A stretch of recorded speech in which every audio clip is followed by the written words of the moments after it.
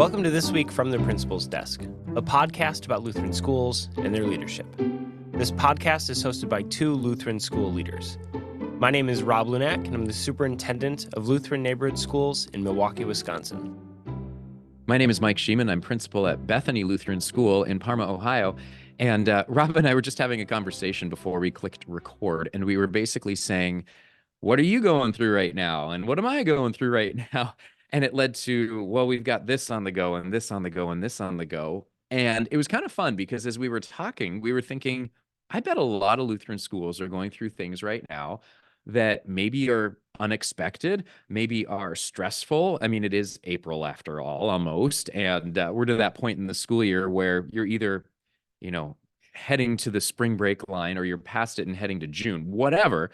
But it was kind of fun because as we were talking about our stories, we were finding that there are some common themes of discovering joy through opportunity. And so we thought, you know what, let's just click record because this is a fun conversation and make this a podcast episode.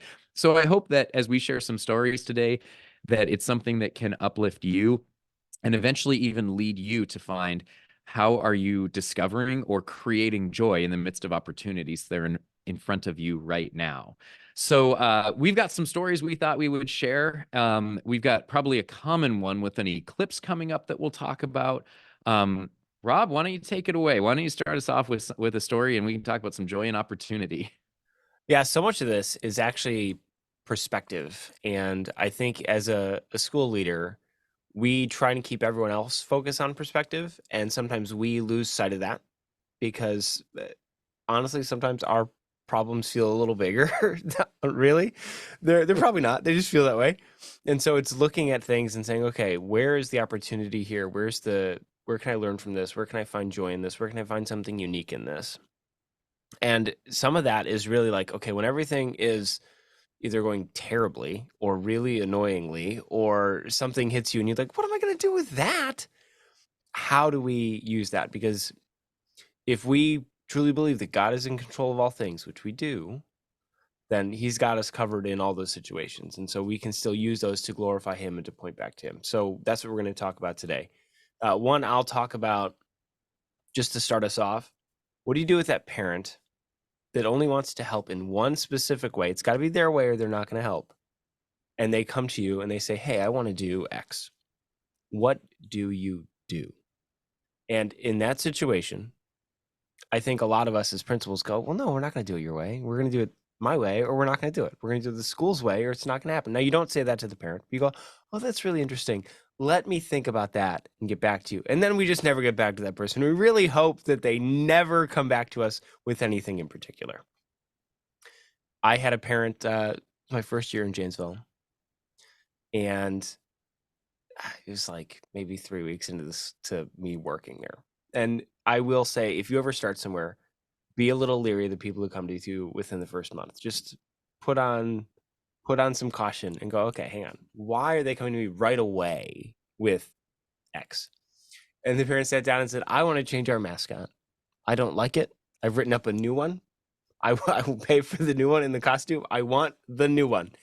And me, not having the perspective I have now, I went, thank you for coming in, but I don't think we're going to change it. Now, looking back on that, there was an opportunity there to say, what is it about our current one that we could tweak or improve, or how would you like to support what we have going right now?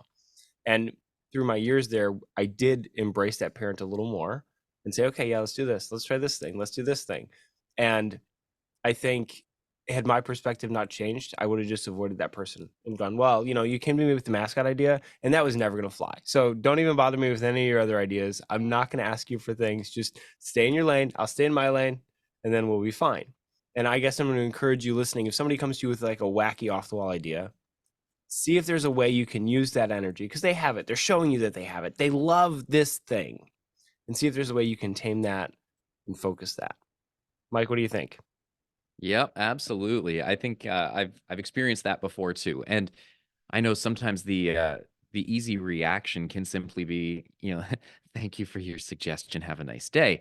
But that parent, what they're trying to tell you as well, I think that is that they want to be invested in their child's educational experience. And I've had that before where they come with an idea and you do know pretty quick off the hop, there is no way we're going to do it, or there's no way we're going to do it the way that you're suggesting.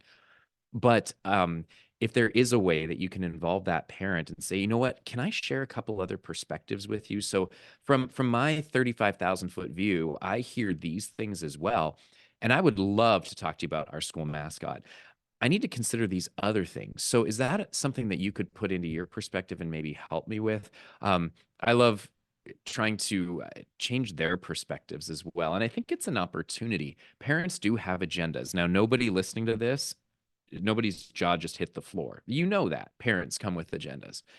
But if you can kind of pair some agendas together, or if you can maximize what they're trying to give, chew the meat and spit out the bones, so to speak, then I think you're going to end up being in a good place and fulfilling a primary role of Lutheran schools, which of course is being relational, first and foremost with Jesus in our vertical relationships, and then with others in the horizontal. So yeah, there's lots that is easily unpacked there, but I've had those parents, Rob. I still have those parents, and I could name them for you.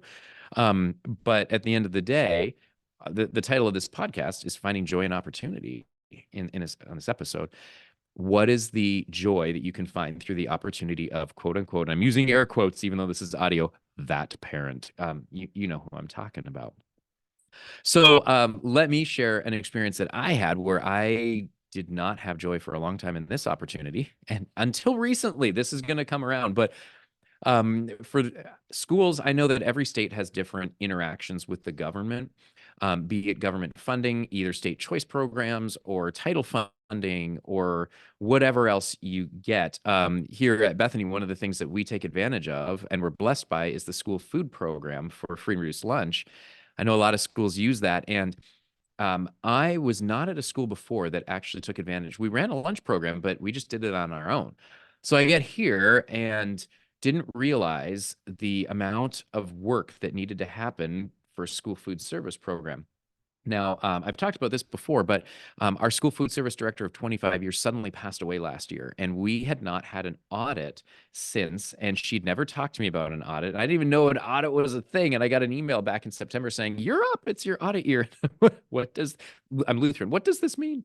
And I took a look at it and I procrastinated the thing like crazy. Who has time to deal with government paperwork and blah, blah, blah? And then it came down to crunch time. I'm like, shoot, this audit's coming up and we're like 3 months away. I better get to work. And then dove in and went, oh my goodness, I had no idea.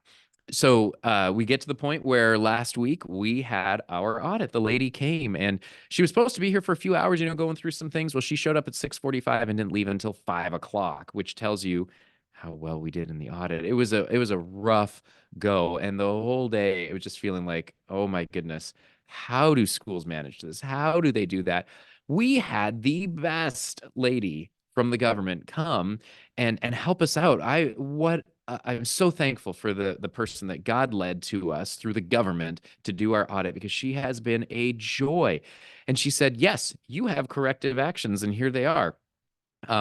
But here's how I can help you. And she pointed us in directions that we didn't even know existed. And our food service program is going to be top notch. We are going to meet every requirement, because through the craziness of an audit that I had no desire to be a part of, it was an area of the school that now I feel equipped to manage, equipped to support, and I know exactly what needs to happen. So there was no joy from the day I got that email saying you're going to be audited until the day she arrived. But after it happened, there was joy in that opportunity. It would have been easy for me just to put my head down and say, I want nothing to do with this. This is frustrating. Just checking boxes. But no, I mean, there's another opportunity for me to take an aspect of our school and bring it to excellence. And so, I don't know, Rob, have you ever been a part of one of those programs? Have you ever had an experience like that where it's just this frustration until it's not? Yeah, and I think that initial response of I don't want to deal with this, I'm just going to put my head down. I think that's a natural response a lot of the time, because we as principals we're planners. We go into our day. Here's what I want my day to be like. Here's what I envision my day will be like. Here's what I've planned for my day to be like. And every once in a while, it works out that way, and it's great. And a lot of the time, it doesn't. And I think our first reaction is, really? And then we embrace it and we move on, right? But I think that first that first blush at it is okay. I don't think anyone listening, if they hear, well, I get kind of negative about that, or I get discouraged about that. Oh, I'm, not a good principal. Well, no, you're human, right? Hmm. And what makes you a good principal is moving past that. You can have that first reaction. I do too. There are plenty of times where I'll go into my office, I'll close my door, and I'll be like, what in the world is going on today? And I take a deep breath and I say a little prayer and I move on and I put on my happy face. So my story actually revolves around hot lunch as well. I think every principal probably has a hot lunch story, and we we had found out that the hot lunch uh, coordinator, director, cook, whatever her official title was taking from the program. She was buying personal things and saying they were not personal things. She like bought a bunch of Diet Coke. Oh, it's for the sweet and sour chicken. I'm like, no, it's not. Hmm. No, it isn't. This is for you. You can't do that. And it got to the point where we had to let her go. And we, through that, I, if there's something and it's sort of working, I try to hang on to that because it's so much easier than trying to find something, especially middle of the year. It was like December, Mike. If you've had to let a cook go in December, you still need to feed kids in December and January and February, right? They need to eat. And we kind of limped along. I was down there cooking for some of the meals I was serving. We had, people pulled in. And then a grandparent came to me and she said, I see you down there serving lunch. And can I serve lunch instead? And it was like her nice way of saying, I don't think you're doing a great job. And I agree with her. I was not doing a good job. I wasn't called to be the head cook. I was called to be the principal. And through that opportunity of just continually working through it and tackling whatever the next problem is and moving slowly ahead like that, God provided this great, wonderful woman who led us through the next several years and revitalized that program in a way that was fantastic. We went from the prior year having fewer than a third of our kids eat hot lunch to then that next year, like 80% of our kids eating hot lunch. She did birthday treats and there was a birthday table. Her son would come in and make cheeseburgers on Fridays. Like, it was fantastic. She did a great job with all the paperwork and the requirements and keeping the kids and the teachers happy. And none of that happens without that struggle at the front end with the initial head cook. So, God never says that things will be easy for us. He actually promises the opposite, if you've read your Bible. And we can still find joy in those things, and he still works through those things to bring great people into your ministry and into your life. And so that is now something I always try to look at. Okay, what am I learning from this? What's coming next? Where's the opportunity here? Let's stop talking about hot lunch. I'm getting flashbacks. That's a Mike, whole episode coming up on hot lunch. let's move on. You got you got a senator on here. Can we talk about that? I do. I'm excited about this one. And another thing that we never expected, but an opportunity that came up. So God is dropping blessing after blessing in our lap here at Bethany, and we really need to be good stewards of His blessings. And I think that's something that we're taking very seriously. And so, in trying to figure some of this stuff out, funding for us is a big deal. We're in the midst of a big expansion, second campus, a lot of things going on, but we want to show that we're being faithful stewards of God's resources. So I'm really big on grants. I write grants like crazy because the money is there and you simply need to ask for it. Well, Ohio just recently released something called the One-Time Strategic Community Investment Fund, OTSIF. They love their acronyms here. And it's basically a grant for private schools for expansion. And I'm like, yep, I'm all over that one. So as I explored a little bit, I realized it's not going to be that hard of an application to write, but you need to have it approved by your senator. Now, our senator, where we are here in Parma, is not a fan of private schools. In fact, she kind of got elected on the platform that she would not support private schools. And so another frustration that, oh my gosh, I need my senator to approve this, but she won't. What do you do with that? Where's the joy in that opportunity? Because the numbers that we're talking about for this grant, they hit seven figures. We're talking about a grant north of $1 million, and I need senatorial support. So where's the opportunity for that? So I started talking to people, and it turns out other senators can support your school if they have students that are coming from their senatorial district to your school. So we did a little analysis. We have a ton of kids that come from our neighboring Senate district.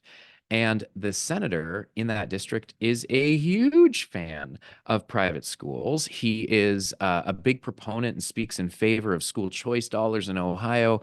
And thought, okay, there's the opportunity where I can find joy. So I have invited him. He's actually coming for a tour of our school, and he wants to hear about the program because he may back our grant application, which is what a joy. But forget about the money. That's more another relationship that we can build, saying we're supporting your communities. And if the governing bodies, the governing people know what's happening at your school, they can be a proponent for you. Well, hey, I know a school up the road that's providing something that your family might be interested in being a part of. So it's on a grander scale to be able to say we can view government leaders as partners. Um, I don't know if I'm going to get this grant or not. I think it's still a little bit of a, throw a noodle at the wall and see what sticks, but we're going to see what happens. And in the meantime, I get to meet our senator. The other thing I learned is one of my staff is related to somebody who is the brother of this guy. Like, who knew? So now I'm pushing on those levers as well to say, help us out, put in a good word. And they are. I've sent all of our capital campaign information over to this one individual, and they're going through that so that they can speak into the senator as well. So another thing where it's like, Lord, we're moving in this direction. We have an opportunity. I don't know how it's going to be funded. I don't know what the end result is going to be. This is what we're aiming for. Either bless it or redirect us. And right now, God is blessing it tremendously. So, at the end of the day, if I don't get this grant, we don't see that money, God will give it to us another way, or he's going to redirect us. I'm not worried about that. What I am thankful for and the joy here is to have our school exposed on a greater level within the government. How cool is that? So that was my big story that we have coming up. So, April 16th, keep us in your prayers. Senator's coming to town. And every once in a while, we do have random opportunities like that. You get a letter in the mail, or somebody sends you an email, somebody calls. And I think sometimes we look at those and we go, well, I'm too busy. I'm not going to pursue this one. And I'm going to mention two real quick. One, we got a letter. The state was doing free water testing for schools to see if you have lead in your water. And knowing the age of our building, I said, sign me up. And then our maintenance person said, why would you do that? If they find anything, we need to fix it. You know how expensive that is, right? And I'm like, well, if we have lead in the water, we have it whether they find it or not. Whether they test or not, if it's there, it's there. So I would rather know, and then we can do something about it. And so they came in and did all our testing, and we didn't have any great. But then I could say to parents, hey, look, we take your kids' safety seriously and their health seriously. We had this testing done. All clear, all good. So you don't need to worry about that. I know there were some concerns floating around because when our building was built, no worries there. And our maintenance guy rolled his eyes a little bit. He still wasn't happy we did it, but hey, we did it. And then we had an optimists club in town that called me one day, and they said, hey, we want to do a student of the month, and you guys pick the kid and we will host them at our optimist club's breakfast, and we'll pay for their breakfast, and for their parents we'll pay for their meals, and then just want to learn a little bit about your school and about the kid. And I'm like, okay, it's a community group. It's not a Lutheran community group, right? And so I had to go to my pastor. I'm like, what's the deal here? If like the Moose does the same thing, can we go? Can we not go? And I think depending on your pastor, you're going to get a different answer. I think some pastors are going to be like, you know what? It's a community group. Cool. If they want to support us, great. Don't be a member, right? But if you want to go and have the breakfast and meet with the people, whatever. And then some pastors would probably tell you, nah, you can't do that. You can't do that. You're a Lutheran school. These are things you can't do. And so you're going to have to, I think, feel that out where you're at. I'm not going to give you a one way or another. For us with the Optimist Club, we took advantage of that. And that was actually really, really helpful because the president of that Optimist Club was also the president of the local school board for the school district. So it's a great connection. And we never would have known that if we hadn't said yes to that opportunity that was outside, I think, of our comfort zone. And they still do that. They said we get to send one kid a year, which is great. And the people there are lovely. Found out at the second meeting that one of the members of the Optimist Club actually lives like kitty corner to the school, and for a hot minute was like opposed to our building project. And then he met our kids and talked to me and had breakfast together. And he's like, you guys aren't that bad. Great, thank you. So opposition removed, right? But some of those things only happen if you embrace these weird kind of fringe opportunities. And weird's not even the right word. Unexpected. These unexpected opportunities that show up. And obviously, do your due diligence. Don't say yes to everything. Do your research. Vet everything. Check it all out. But if after all that, the only reason to not do something is because you're busy or because it's extra work for you, I don't know if that's a good enough reason to say no to that opportunity. I'll throw that out there. There's always more work to do. There's always new responsibilities for us as principals. And so we delegate what we can and we find other people to do things when we can. And I started doing that with this one. Let the teacher recommend it and say, hey, you recommended this kid. I'm going to send you in. You're going to have the breakfast. You're going to get to meet these people. You're going to get to do that. It took something off my plate. And then it was a beneficial thing for us to keep doing. Mike, you got any kind of last spur of the moment things that came up that we want to talk about? I think there's one left. Two things. Okay. Well, just to directly reflect on what you just said, Rob, about that we have to vet the opportunities that are in front of us. There is a strategic planning tool out there called Real-Time Strategic Planning, and if you haven't had a look at this yet, I would encourage it. If you need that resource or would like that, reach out to me because I can direct you. But one of the things that it encourages you to take advantage of when you are strategic planning is, of course, put your goals, your big hairy dreams in place. But it allows you or provides you the opportunity to develop what's called a strategy screen. And in this strategy screen, you take a lot of details about your school, I guess, and you apply it to come up with a list of questions so that if something comes across your desk, and you're saying, should we or should we not do this? You can apply your strategy screen, which will allow you to scale the opportunity and help you to make that decision. Because a lot of times, you're going to, as the administrator, have everybody coming to you. Use our product. Come to our event. Do this thing. And if you have a screen in place that everybody's spoken into, you know that you're hearing your pastor's voice and your school board's voice and your congregation's voice and your parents' voice and your staff voice, all those things as you take a look at these opportunities. It's going to make the no's really easy. You know what? That doesn't fit our strategy screen because of X, Y, Z. It's also going to allow you to provide a reason for your yeses. It hit our targets, therefore we are embracing it. So I think there's a bigger tool that could be developed to help schools with that. The next, and I think I said at the beginning we'd talk about this, but we've got this eclipse coming up. It just so happens my school is in the zone of totality, and everybody's saying this is once in a lifetime. Well, no, my school in Portland was in the zone of totality in 2017. I guess if you want an eclipse, call me to be the principal of your school.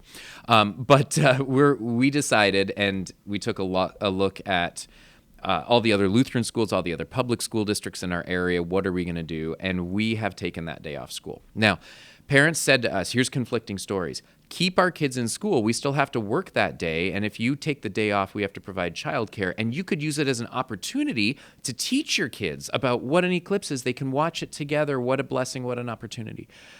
You have other parents saying, I am not bringing my kid to school that day because we are going to experience this as a family. Cleveland's going to be nuts. They're calling, Rob, for like 1 million people to come to Cleveland during that eclipse. So it is going to be... I'm one of those people. You are.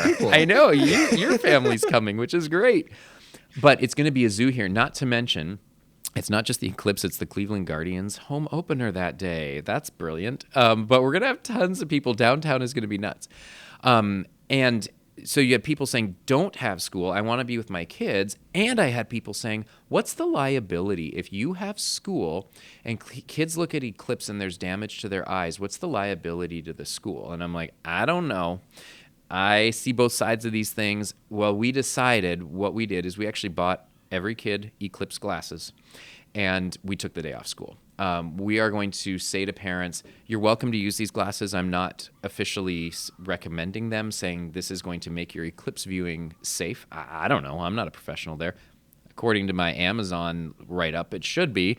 But parents can make their own choices and do what it is that they want to do. What's the joy and the opportunity there is to say, we made some of our people upset that we don't have school, and some of our people are thankful. I don't know, at this point to say there's an opportunity. God's created a beautiful world and this is a part of it. Let's go and enjoy that.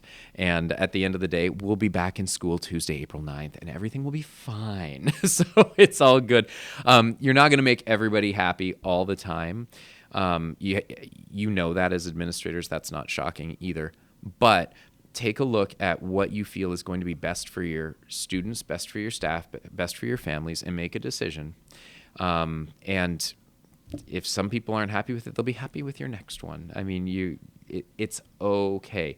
There is joy in everything. So what I want to kind of leave you with is we've kind of done an anecdotal podcast, right? Some of ours are more philosophical. This one's definitely anecdotal, not theoretical. So if I was to say you are now, I'm turning over the mic to the listener. What would you contribute to this right now? If you're listening, what is your story or your opportunity? I mean, Rob shared about water testing. I shared about school food audits. What's yours that you're in the middle of right now? And as you think through it, what is the joy? What is the joy that you can draw out of it? Now, if you're sitting there going, there is no joy in this right now because I'm having to fire a staff member. I'm having to, start to talk about reduction in force, whatever. Know that joy is coming because the Bible says that, right? His joy comes in the morning. Weeping lasts for a night, but joy comes in the morning. So take a look at that and realize that even if you feel that you are in the valley of the shadow of death right now, God is with you. And Rob said it earlier, he never promised that it would be easy. And I always like to say to the staff, God never promised that it would be easy, but he promised that he would be faithful. And so whatever it is you're walking through right now, know that you are not alone. God is at your side, and that joy is coming. And I would like to have you on our podcast sharing your joy story on our next anecdotal episode. So feel free to reach out to me and to Rob if you've got something like that, because we would love to have you share that story. Rob, did that wrap it up, or is there anything else you want to share, or do you want to wrap it up with prayer? No, I think that wraps it up really well, especially as we head into, Easter here. It's Monday, Thursday today as we record this. And so it's going to be Good Friday tomorrow. And then we got Easter Sunday. So yeah, there's sometimes dark moments and God is with us through the end. So yeah, I'll wrap us up in prayer and we'll get going. Dear Lord, thank you for today. Thank you for our schools, for our students, for our teachers, for our families, for our challenges, for those tribulations that you put in front of us, for those moments where things don't seem to go quite right. And we thank you especially for remaining with us through all of those things, for allowing us to find joy in some of that chaos, for allowing us to find the good news in the midst of the bad news. We thank you for giving us that perspective, and for most importantly, giving us your grace and your Son, and for Easter. It's through all that we pray. Amen.